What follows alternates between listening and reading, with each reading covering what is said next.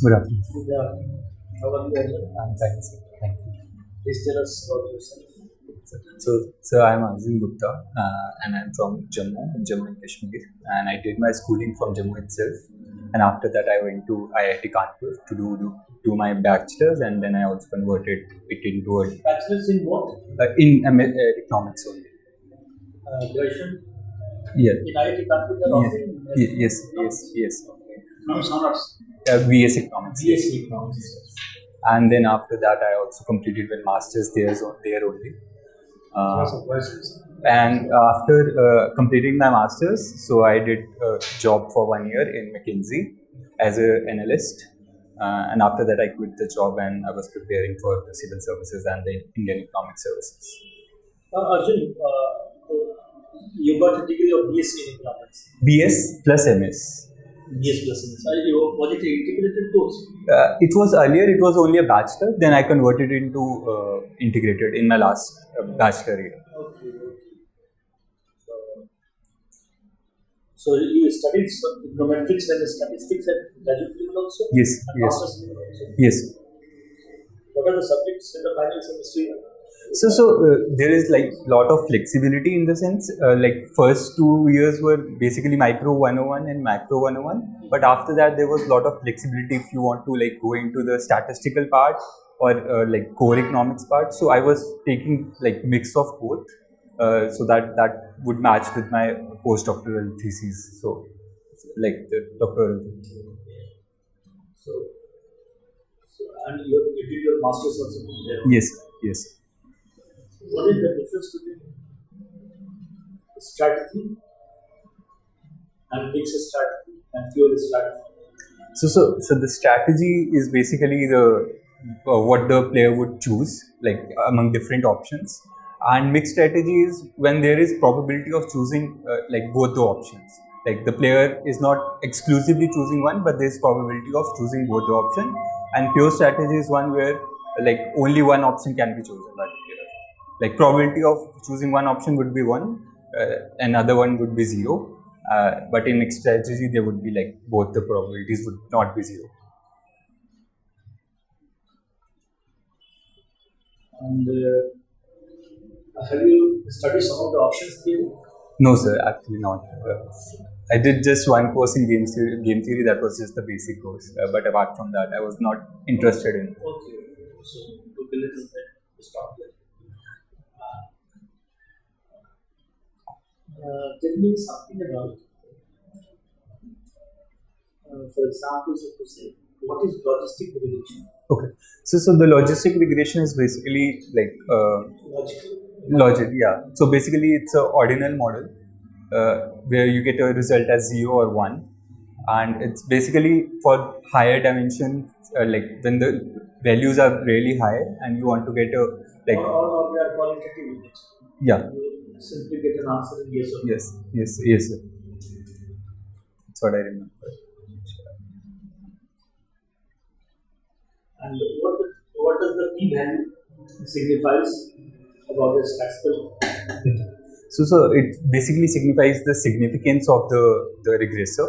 So if it's like it gives usually it's if it's less than 0.05, the regressor is significant, and if it's greater than 0.05, the regressor will have an impact like the impact on the independent variable that we are trying dependent. You reject or you do not reject your Yes, like, but it also depends on other factors that we are choosing. But simply asking in terms of p values. If something is very near to zero, yes, sir. you accept null hypothesis or reject null hypothesis. So we reject the null hypothesis. Right. So you know the things will be confident. Yeah. So, and can you tell me the difference between type 1 error and type 2 error? So I actually haven't revised that in a while, like, so I don't remember exactly. And what is stationarity? How do you define stationarity? So actually, again, I think I haven't revised the econometrics part, so I'm not like very confident right now. No problem. What is the difference between economic growth and development? So economic growth is basically more of a GDP oriented concept where you just see how much the economy is growing in terms of per capita income. But development is a more holistic concept where it's more of health, nutrition, and other aspects are also considered. What is exactly that? So basically, Suppose I said development is growth plus. okay. So growth plus human capital. Growth you measure in terms of say GDP or various Yes. things like that. Yes. Yeah. Plus education, like expected years of schooling or mean years of schooling, that would be education. And health side, life expectancy, or maybe like poverty or nutrition. So these. Can you say HDI? Yes, sir. HDI or MPI that Niti Aayog is publishing. And what are the measures of poverty? So yeah, I mean there are two measures that we are the Rangarajan committee and Tendulkar committee recently, and basically the difference if you like what and there is this multi-dimensional poverty index which like has 21 indicator like 7 education, health, and like 7 miscellaneous indicators through which we measure the poverty. In India, how do we measure exactly? Or NSSO, is there some different measures suggested by NSSO or the planning commission? So I don't exactly remember that, but for the Tendulkar committee, the threshold is like 912 for rural areas and 1,000 rupees per household per month is urban area threshold. But it is in terms of income. Yes. And what about in terms of calories? That I don't. But the Tendulkar committee it disassociated calorie from the poverty. So, but Rangarajan committee is actually it's 48 grams for rural areas protein, 50 grams for urban areas for protein, but I don't exactly remember for the calorie part. And what about at the global level? How do you measure poverty? So, are you aware of some index? Yeah. So one is the World Bank usual per capita per day index, that is $1.25. Apart from that, then there is UNDP's HDI index, which is like GNI per capita, and they are also for education and the life expectancy as 3 indicators. Have you heard about FGT index? And what are its various? FGT? Say indices, yes. No, sir. Not well. Foster, Greer, and Thorpe. No, sir. So that's why it is called FGT. Based on this only, we are measuring head count index or a poverty gap index and then poverty severity index. Okay, sir. Otherwise, you simply at the graduate level, you say, okay, poverty. It has a various indices. Right. That is poverty severity. How do you measure actually poverty severity index? How do you measure poverty gap index?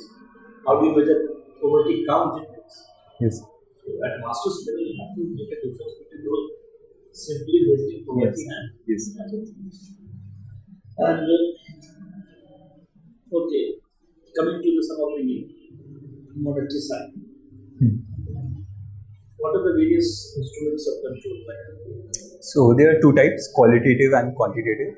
So basically on the quantitative side, we have the cash reserve ratio, the repo rate, the reverse repo rate, and the open market operations. And apart from that, recently RBI is also doing GRRs and the standing deposit facility, basically in the recent times. On the qualitative side, it's more of like priority sector lending or moral association, and LTV ratio also the RBI considers.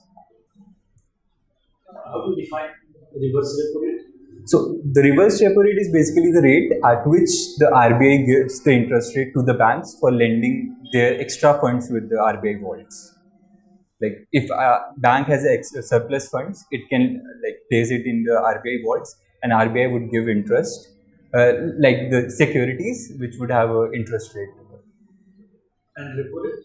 Repo rate is reverse of that. Like basically when the bank is in need of funds, the RBI would lend that bank money in the exchange for securities and to be paid back later. Then what is bank rate? So bank rate is usually a term at which the banks are lending the money to the. That is market interest. Bank rate, I don't exactly remember right now. Bank rate and reverse repo rate. So, or a repo rate. One is short-term lending, okay, and bank rate is long term. so the rate at which obviously the RBI discounts its treasury bills. Yes. So bank rate is very similar to this reverse repo rate, but slightly. Okay. Does derivative always work? Okay. Not exactly. There's some. If I want to suppose increase my export and decrease my import. So basically, first we have to satisfy that Marshall-Lerner condition for it to be like working. Apart from that, there also hysteresis effect, which reduce the impact of the devaluation. So it's not always complete in the sense like also there is the beachhead effect where the importer actually takes a loss. So that obviously this is a very constant kind of method. Yeah. Yes. What is the difference between marginal efficiency of capital and marginal efficiency of investment? NDC and MER? I don't exactly remember. Sir. What is NDC? So basically, like how much return the capital is getting for per unit, last unit of capital employed.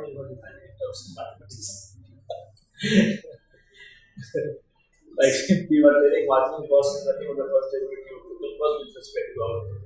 This is how we are telling in case of marginal efficiency of capital. Okay, so intuitively in the economic sense, it's basically like how much return that capital is giving, or it's basically used the in rate of discount which equalizes the present value equal to the supply price. Yes. Yes. Right. Yes. And that's it. Then Keynes introduced the marginal efficiency of investment.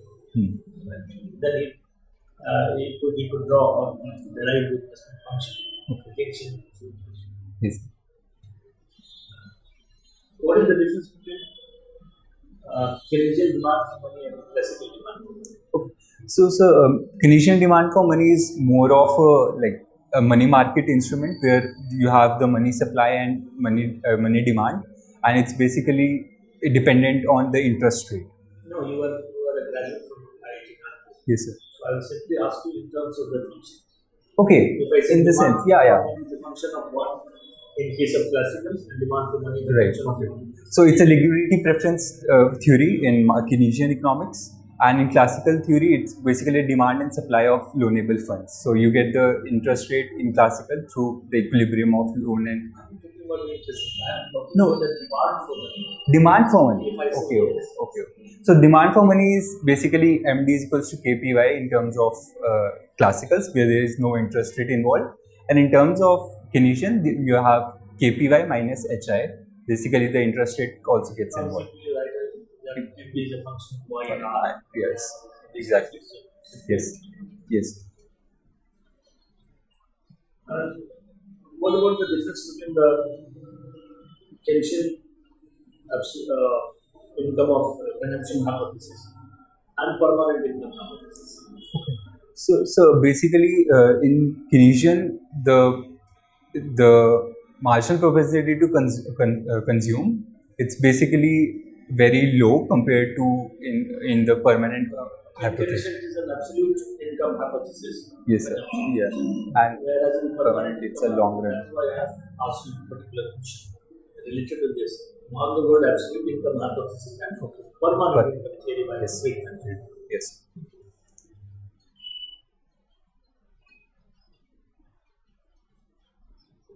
So, whether you're working nowadays? So right now I've quit the job for last 1 year. So right now I'm like Where did you work last time? So McKinsey. What was your job profile there?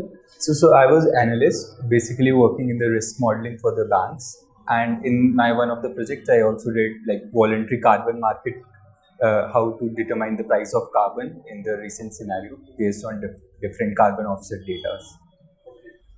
So how this analysis, your job profile is relevant for the Indian economy? So basically, firstly, I got a good exposure to how the banks around the world are working and how they are developing their risk models, given that the climate finance and climate risk is becoming a more of a new phenomena.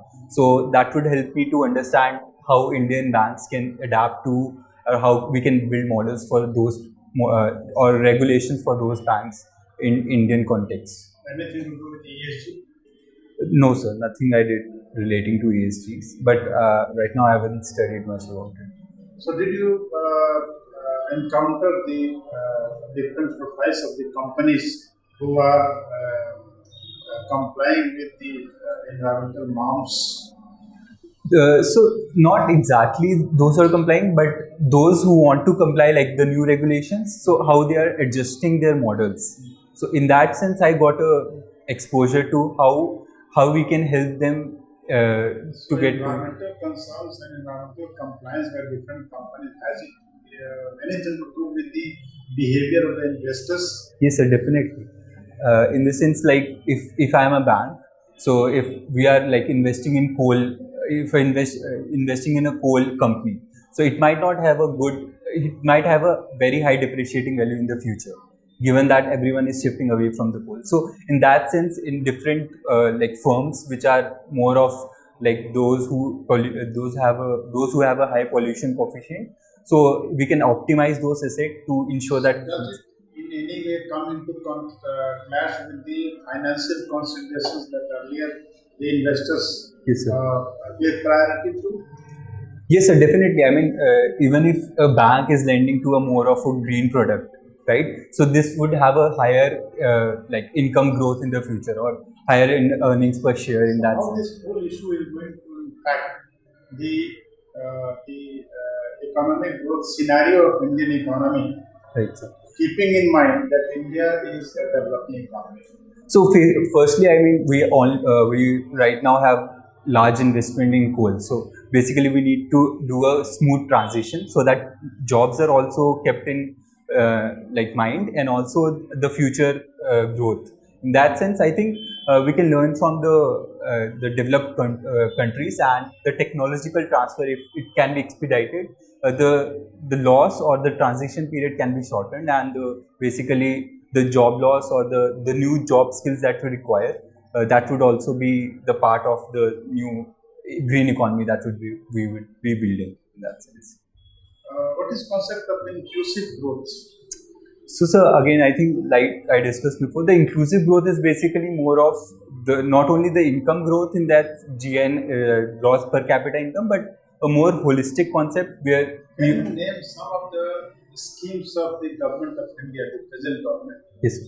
which is working in the direction of more and more inclusive growth? Yes, sir. So basically on the social side, we are focusing on skill development through Pradhan Mantri Kaushal Vikas Yojana. Then you have financial inclusion schemes like e-Rupee was recently launched, account aggregator was recently launched, and then you have women empowerment schemes like I think Sabla for the adolescent girls to get education. Then there is Sukanya Samriddhi scheme where they get the conditional cash transfers to. You should also take into account the schemes like Jan Yes, Jan Dhan Yojana. that Yes, is major scheme Yes, for sir. inclusive growth, Yes, sir. Ujjwala Yojana, Yes, sir.